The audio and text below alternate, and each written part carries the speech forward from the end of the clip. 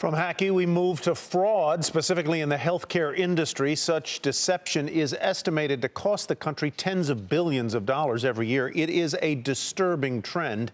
In some cases, medical professionals even putting patients at risk to rake in more cash.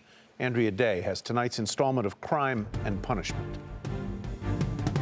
We spend trillions of dollars on healthcare in this country. And we see about 80 billion of that is fraud. And that type of fraud, according to FBI Special Agent Justin Shamet, is becoming all too familiar. We do depend on our providers and people like these doctors and the cardiologists for these extremely complex things to tell us the truth. But that doesn't always happen. In Ohio, trusted cardiologist Dr. Harold Prasad recently convicted in a major fraud case. I'm shaken by it. And I see this stuff all the time. This time, he says, at least $29 million unnecessarily billed to Medicare and other insurers. Just a small part of a very big reality.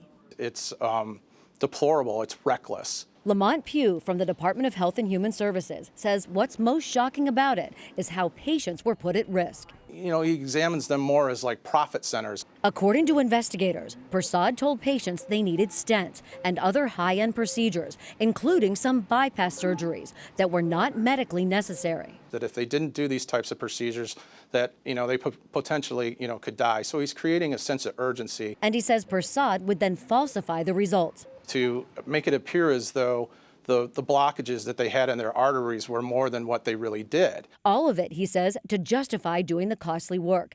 Just take a look at this, an angiogram of one of Prasad's patients before the stent was put in. We can't really identify anything that's necessarily wrong with the artery itself. And this is after the doctor inserted a stent into the artery. Relatively no difference. And the risks, he says, long-term, including a lifetime of medications.